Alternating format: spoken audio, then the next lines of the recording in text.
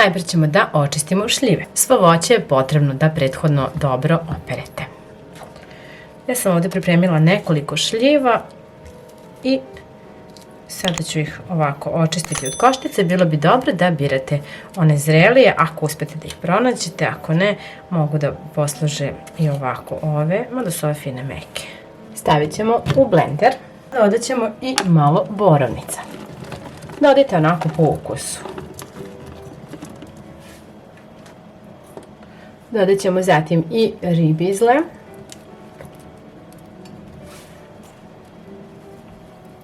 Jednostavno, koliko volite čega dodajte, nećete pogrešiti. Svo ovo voće je fenomenalno i jako je jako zdravo.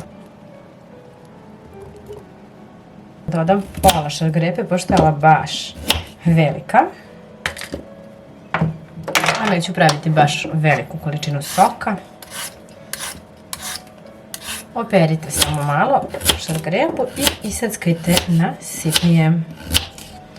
A dodajte i nju u blender.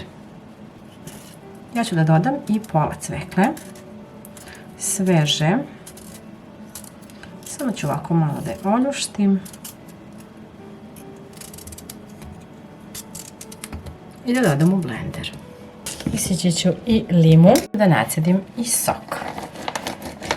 Kao što rekao, količinu sami određujete. Dodajem sok od limuna.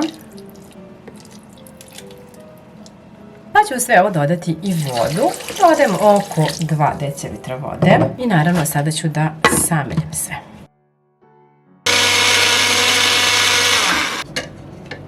Pa sipajte sok, odnosno ovo voće. I dobro pritisnite pa procedite. Ako želite jedan deo pulpe možete dodati u sok da bude onako gušći. Ako volite bistri, onda samo procedite ovako.